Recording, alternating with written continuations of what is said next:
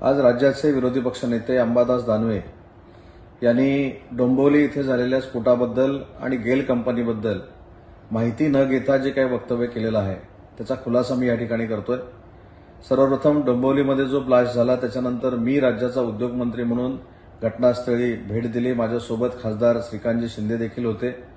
नंतर मुख्यमंत्री महोदयांनी देखील भेट दिली आणि केमिकल कंपन्या ज्या रेड झोनमध्ये आहेत, ए कॅटेगरीमध्ये आहेत, त्यांना तात्काळ शिफ्ट करण्याचे निर्देश देखील मुख्यमंत्री महोदयांनी दिलेले आहेत। परंतु 2 वर्षापूर्वी हाच निर्णय माजी मुख्यमंत्र्यांनी घेतलेला होता, माजी उद्योग मंत्र्यांनी घेतलेला होता। काही नेत्यांनी तिथं व्हिजिट देखील केलेली होती। मला अंबादास दानवे यांना विनंती करायची आहे की अशा प्रसंगामध्ये राजकारण करण्यापेक्षा 2 वर्षापूर्वी जी व्हिजिट झाली त्याच्यानंतर या कंपन्या तिथेच का राहिल्या याचा खुलासा देखील अंबादास दानवेंनी करणं गरजेचं आहे। आमचं सरकार आल्यानंतर या शिफ्टिंगसाठी आम्ही प्रयत्न केले। जी जागा नव्हती ती जागा आम्ही अवेलेबल करून दिलेली आहे।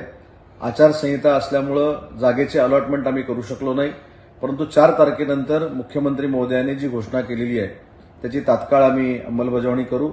त्याच्यामुळे डोंबिवली ब्लास्टच्या बाबतीमध्ये गैरसमज पसरवण्याचा प्रयत्न विरोधी पक्षनेत्यांनी करू नये।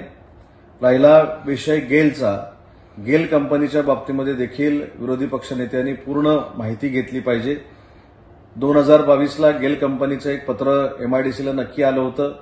त्यावेळी कोकणामध्ये जागा रत्नागिरीमध्ये अवेलेबल नव्हती। ज्यावेळी जागा अवेलेबल झाली त्यावेळी गेल इंडिया कंपनीला आम्ही सांगितलं की आम्ही जागा द्यायला तयार आहोत, परंतु ती कंपनी का आली नाही याची चर्चा माझ्याबरोबर अंबादास दानवेंनी कधीही करावी।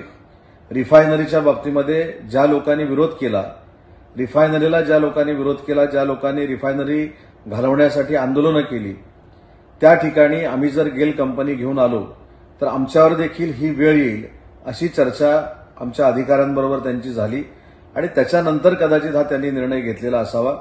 परंतु गेल कंपनी गेली याचा अर्थ महाराष्ट्रामध्ये कंपन्या आल्या नाहीत असा गैरसमज पसरवण्यामध्ये काही अर्थ नाही। 5 लाख कोटीचे एमओयू हे डावोसमध्ये आम्ही केलेत, पुन्हा मुंबईमध्ये आल्यानंतर केलेले आहेत आणि त्याच्या 80% उद्योगाची आम्ही अंमलबजावणी करतोय। त्याच्यामुळे कुठेही परिपूर्ण प्रस्ताव नसताना गेल इंडिया ही आमच्यामुळे गेली हे सांगण्यात काहीच अर्थ नाही। परंतु गेल इंडियाच्या बाबतीमध्ये किंवा गेल कंपनीच्या बाबतीमध्ये नक्की काय झालं याची चर्चा मी कधीही करायला तयार आहे। त्याच्यामुळे स्वतःवरचं पाप दुसऱ्यावर ढकलण्याचा प्रयत्न विरोधी पक्षनेत्यांनी करू नये ही माझी त्यांना विनंती आहे।